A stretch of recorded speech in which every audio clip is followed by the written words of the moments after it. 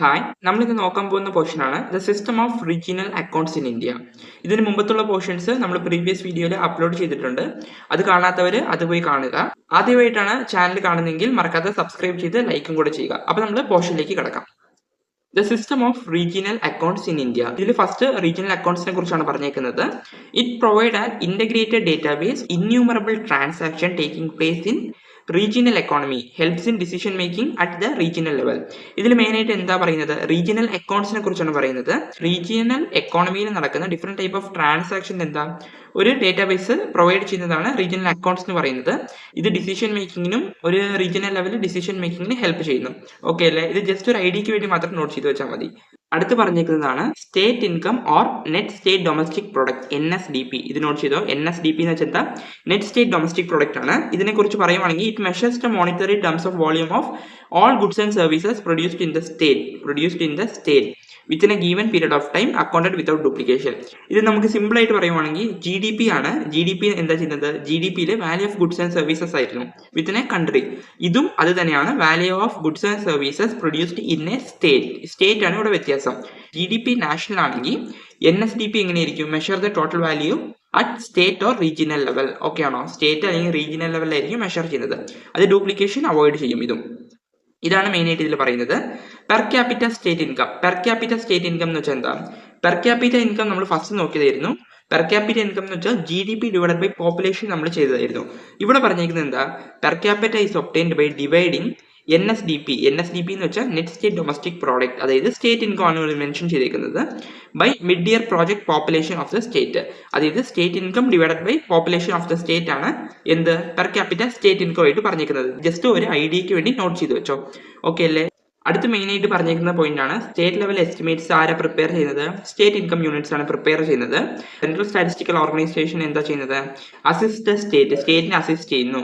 ഇതിന്റെ പ്രിപ്പറേഷന് വേണ്ടിയുള്ള അസിസ്റ്റൻസ് എന്ത് ചെയ്യുന്നു? സെൻട്രൽ സ്റ്റാറ്റിസ്റ്റിക്കൽ ഓർഗനൈസേഷൻ കൊടുക്കുന്നു.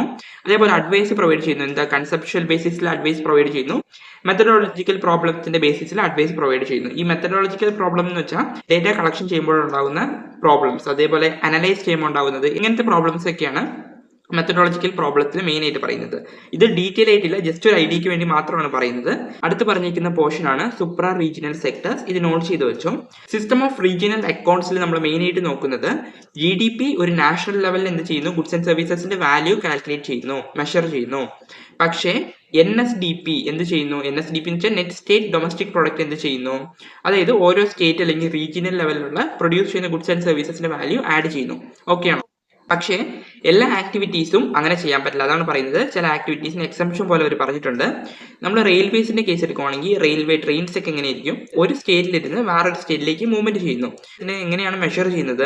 അപ്പോൾ നമുക്കൊരു കൺഫ്യൂഷൻ വരില്ലേ? അതേപോലെ communication, banking service, insurance, central government, ഇങ്ങനത്തെ കേസൊക്കെ എങ്ങനെയാണ്? രണ്ട് കൺട്രീസും നമ്മൾ കട്ട് അക്രോസ് ചെയ്യുന്നു. അതാണ് ഇവിടെ പറയുന്നത്. കട്ട് അക്രോസ് ദ സ്റ്റേറ്റ് ബൗണ്ടറീസിനെ കട്ട് അക്രോസ് ചെയ്യുന്നു. Thus, their economic contribution cannot be assigned to one state directly. നമുക്ക് ഒരു സ്റ്റേറ്റിൽ മാത്രം, ഇപ്പൊ ട്രെയിനിന്റെ കേസ് എടുക്കുവാണെങ്കിൽ തന്നെ റെയിൽവേസിൽ ഒരു സ്റ്റേറ്റിന്റെ കേസ് മാത്രം എടുക്കാൻ പറ്റുമോ? A എന്ന ഒരു സ്റ്റേറ്റിലിരുന്ന് B എന്ന വേറൊരു സ്റ്റേറ്റിലേക്ക് പോകുവാണെങ്കിൽ ഇത് രണ്ട് സ്റ്റേറ്റിലും ഉൾപ്പെടില്ലേ? അതാണ് ഇവിടെ പറയുന്നത്. അങ്ങനത്തെ വന്ന ആക്ടിവിറ്റീസിനെയാണ് നമ്മൾ സൂപ്ര റീജിയണൽ സെക്ടേഴ്സ് എന്ന് പറയുന്നത്. ക്ലിയർ ആയി കാണുമെന്ന് വിചാരിക്കുന്നു.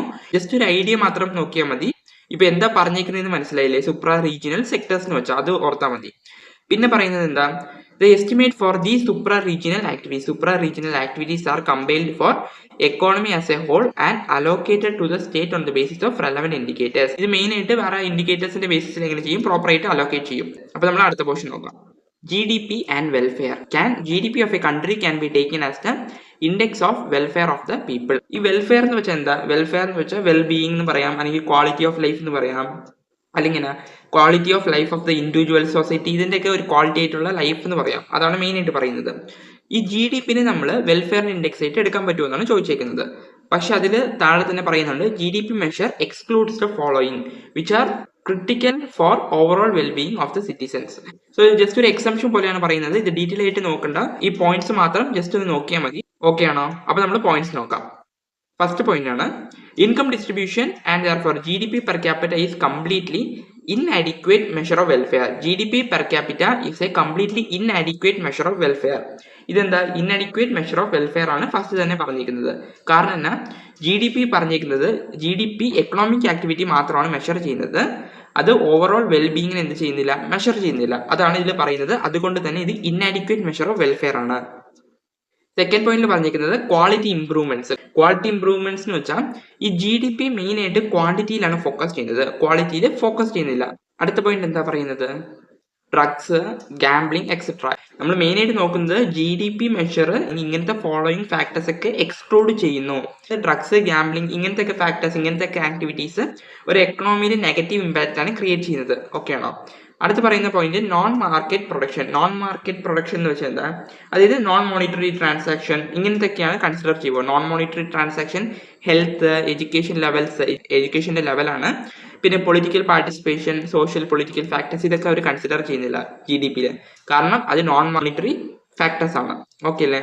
പിന്നെ loss of leisure time. Leisure time എന്താ, നമ്മുടെ ഫ്രീ ടൈംസ് ഇങ്ങനത്തെ കാൽക്കുലേറ്റ് ചെയ്യുന്നില്ല. ക്വാണ്ടിറ്റി കാൽക്കുലേറ്റ് ചെയ്യുന്നു, പക്ഷെ ക്വാളിറ്റി ആയിട്ടുള്ള മെഷേഴ്സ് ഒന്നും, ക്വാളിറ്റി ആയിട്ടുള്ള ഫാക്ടേഴ്സ് ഒന്നും കാൽക്കുലേറ്റ് ചെയ്യുന്നില്ല. നമ്മുടെ വെൽബീയിങ് ഒന്നും ഇതിൽ കാൽക്കുലേറ്റ് ചെയ്യുന്നില്ല. അതാണ് പറയുന്നത്. പിന്നെ പറയുന്നത് എന്താ, എക്കണോമിക് ബാലൻസ്, അതായത് ക്രൈം, പൊല്യൂഷൻ, ട്രാഫിക് ഇതൊന്നും കൺസിഡർ ചെയ്യുന്നില്ല. വോളണ്ടിയർ വർക്ക്, നമ്മൾ വോളണ്ടിയർ വർക്ക് എത്ര നന്നായിട്ട് ചെയ്താലും എന്താ, without remuneration undertaken in the economy such work can contribute to the social wellbeing as much paid. അതായത് സോഷ്യൽ വെൽബീയിങ്ങിന് പെയ്ഡ് ചെയ്താൽ പോലും അത് നോൺ മോണിറ്റർ ചെയ്തുകൊണ്ട് കാൽക്കുലേറ്റ് ചെയ്യുന്നില്ല. പിന്നെ many things that contribute to the economic welfare, leisure time, fairness, ഇത് ഇപ്പൊ നമ്മൾ പറഞ്ഞ പോലെ തന്നെ കാൽക്കുലേറ്റ് ചെയ്യുന്നില്ല ഇതില്. പിന്നെ പോസിറ്റീവ് ആൻഡ് നെഗറ്റീവ് എക്സ്റ്റേണാലിറ്റീസ്. ഇതിലെന്താ പറയുന്നത്, പോസിറ്റീവ് ഉണ്ട്, നെഗറ്റീവ് എക്സ്റ്റേണാലിറ്റീസ് ഉണ്ട്. പോസിറ്റീവ് ക്ലീൻ എയർ ആയിട്ട് നമുക്ക് വേണമെങ്കിൽ പോസിറ്റീവ് എക്സ്റ്റേണാലിറ്റീസ് പറയാം. നെഗറ്റീവ് ആയിട്ട് എന്താ പറയാം, നെഗറ്റീവ് ആയിട്ട് വേണമെങ്കിൽ പൊല്യൂഷന്റെ കേസ് പറയാം. ഇതൊക്കെ കാൽക്കുലേറ്റ് ചെയ്യുന്നില്ല, ഇത് മാർക്കറ്റ് പ്രൈസിൽ തന്നെ അഫക്ട് ചെയ്യുന്നില്ല എന്ന രീതിയിലാണ് പറയുന്നത്. പിന്നെ ഒരു എക്സാമ്പിൾ ആയിട്ട് പറയുന്നത്, ഈ പോലീസ് പ്രൊട്ടക്ഷൻ ഉണ്ടാവുന്ന എക്സ്പെൻഡിച്ചർ ഇൻക്രീസ് ചെയ്യുന്നത് വഴി നമ്മൾ GDP-യിൽ ഇത്രയും കോൺട്രിബ്യൂട്ട് ചെയ്യുന്നത് വഴി നമുക്ക് ഫൈനലായിട്ട് പ്രൊഡ്യൂസ് ചെയ്യുന്നത് എങ്ങനെയാണ്, അത്ര എത്തുന്നുണ്ടോ, അത്ര എത്തുന്നില്ല, നെഗറ്റീവ് ഇമ്പാക്റ്റ് ആയിട്ട് തന്നെയാണ് ഇരിക്കുന്നത്. അതാണ് മെയിൻ ആയിട്ട് പറയുന്നത്. ഈ GDP വെൽഫെയർ ആണോ എന്ന് ചോദിക്കുന്നതിനാണ് പറയുന്നത് ഇവിടെ. GDP-യിൽ മെയിൻ ആയിട്ട് ക്വാണ്ടിറ്റിയാണ് മെഷർ ചെയ്യുന്നത്, ക്വാളിറ്റി ഇവർ കൺസിഡർ ചെയ്യുന്നില്ല. ഓക്കെ അല്ലേ? ഈ പോയിന്റ്സ് ഒക്കെ ജസ്റ്റ് ഒന്ന് നോട്ട് ചെയ്താൽ മതി, ഡീറ്റെയിൽ ആയിട്ട് ഒന്നുമില്ല, ജസ്റ്റ് ഒരു ഓവറോൾ ഒരു ഐഡിയക്ക് വേണ്ടി മാത്രമാണ് പറഞ്ഞിരിക്കുന്നത്. ഓക്കെ അല്ലേ? ലിമിറ്റേഷൻസ് എന്താണെന്ന് നോക്കാം. Innumerable limitations and challenges in the computation of national income. National income compute ചെയ്യുമ്പോൾ ഭയങ്കര ഡിഫിക്കൽട്ടീസ് ഉണ്ടെന്നാണ് പറയുന്നത്. The task is more complex ആണ്. ഇത് ജസ്റ്റ് ആ പോയിന്റ്സ് നോട്ട് ചെയ്ത് വെച്ചാൽ മതി. Lack of definition of national income, ഇതെന്താ പറയുന്നത്, പ്രോപ്പർ ആയിട്ട് ഒരു ഡെഫിനിഷൻ ഇല്ല. അതായത് കാൽക്കുലേറ്റ് ചെയ്യുമ്പോൾ എങ്ങനെയാണ് ഡിഫിക്കൽട്ടീസ് അത് അറൈസ് ചെയ്യാൻ ചാൻസ് ഉണ്ട്.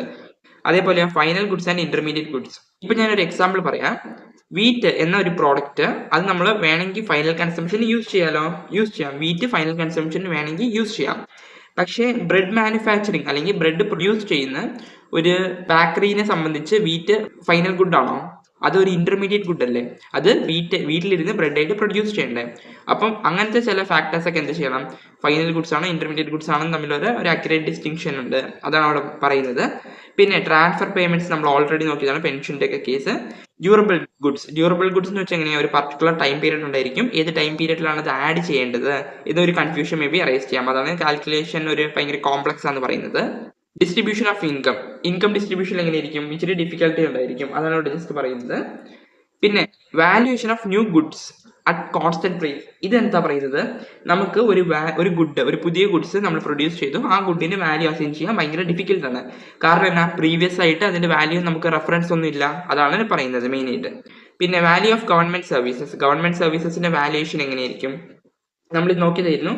ഗവൺമെന്റ് സർവീസസ് എങ്ങനെയാണ് മാർക്കറ്റിൽ സോൾവ് ചെയ്യുന്നുണ്ടോ, ഇല്ല. അതുകൊണ്ട് വാല്യുവേഷൻ അങ്ങനെ കാൽക്കുലേറ്റ് ചെയ്യാൻ ഭയങ്കര ഡിഫിക്കൽട്ടീസ് ആണ്. പിന്നെ അതോടൊപ്പം വേറെ ചാലഞ്ചസും കൂടെ പറയുന്നുണ്ട്. Inadequacy of data, lack of reliability, പിന്നെ non monetised sector. Non monetised എന്ന് വെച്ചാൽ എന്താ, നമുക്ക് മോണിറ്ററി ടേംസിൽ മെഷർ ചെയ്യാൻ പറ്റാത്തത്. പിന്നെ സെൽഫ് കൺസംഷൻ യൂസ് ചെയ്യുമ്പോൾ നമ്മൾ ഫസ്റ്റ് കണ്ടായിരുന്നു കഴിഞ്ഞ വീഡിയോയിൽ, സെൽഫ് കൺസ്യൂം ചെയ്യുമ്പോൾ അത് എങ്ങനെ ആഡ് ചെയ്യുന്നു. ഇല്ലിറ്ററസി ആയതുകൊണ്ട് തന്നെ അല്ലെങ്കിൽ ഇഗ്നോറന്റ് ആയതുകൊണ്ട് തന്നെ റെക്കോർഡിംഗിൽ ഉണ്ടാകുന്ന പ്രോബ്ലംസ്. പിന്നെ എന്താ പറയുന്നത്, lack of proper occupational classification, അതായത് ക്ലാസിഫിക്കേഷൻ ഉണ്ടാകുന്ന എന്താ, ഒരു ലാക്ക് ഓഫ് നോളജ് എന്ന പോലെയാണ് പറഞ്ഞിരിക്കുന്നത്. അതേപോലെ accurate estimation of consumption of fixed capital. പിന്നെ എന്താ ഇവിടെ പറയുന്നത്, എസ്റ്റിമേഷൻ, അതായത് കൺസംഷൻ ഓഫ് ഫിക്സ്ഡ് ക്യാപിറ്റൽ ഉണ്ടാകുന്ന അത് എസ്റ്റിമേറ്റ് ചെയ്യുമ്പോഴാണ് ഉണ്ടാകുന്ന ഡിഫിക്കൽട്ടീസ്. ഇത് ജസ്റ്റ് ഒരു ഐഡിയക്ക് വേണ്ടി മാത്രമാണ് ഇവിടെ പറഞ്ഞിരിക്കുന്നത്, ഡീറ്റെയിൽ ആയിട്ട് ഇവിടെ പറഞ്ഞിട്ടില്ല, ജസ്റ്റ് ആ പോയിന്റ്സ് മാത്രമാണ് പറഞ്ഞിരിക്കുന്നത്. അതുകൊണ്ട് തന്നെ ഈ ലിമിറ്റേഷൻസ് പ്ലസ് GDP വെൽഫെയറിന്റെ കേസ് ഒരു ഐഡിയക്ക് വേണ്ടി നോട്ട് ചെയ്ത് വെച്ചോ. ഓക്കെ അല്ലേ? ഇത് മനസ്സിലായി കാണുമെന്ന് വിചാരിക്കുന്നു. നമ്മൾ ഫസ്റ്റ് നോക്കിയത് സ്റ്റേറ്റിന്റെ കാൽക്കുലേഷൻ ആണ്. അതായത് GDP നമ്മൾ ഒരു നേഷൻ ആയിട്ട് കാൽക്കുലേറ്റ് ചെയ്യുവാണെങ്കിൽ സ്റ്റേറ്റിന്റെ കാൽക്കുലേഷൻ ആണ് അടുത്ത് പറയുന്നത്. NSDPയിൽ എന്താ ചെയ്യുന്നത്? ഓരോ സ്റ്റേറ്റിലുണ്ടാകുന്ന ഓരോ സ്റ്റേറ്റിൽ പ്രൊഡ്യൂസ് ചെയ്യുന്ന ഗുഡ്സ് ആൻഡ് സർവീസസിന്റെ വാല്യൂ ആഡ് ചെയ്യുന്നു. അതേപോലെ താഴെ നമ്മൾ നോക്കിയത് എന്താ? Super regional sectors.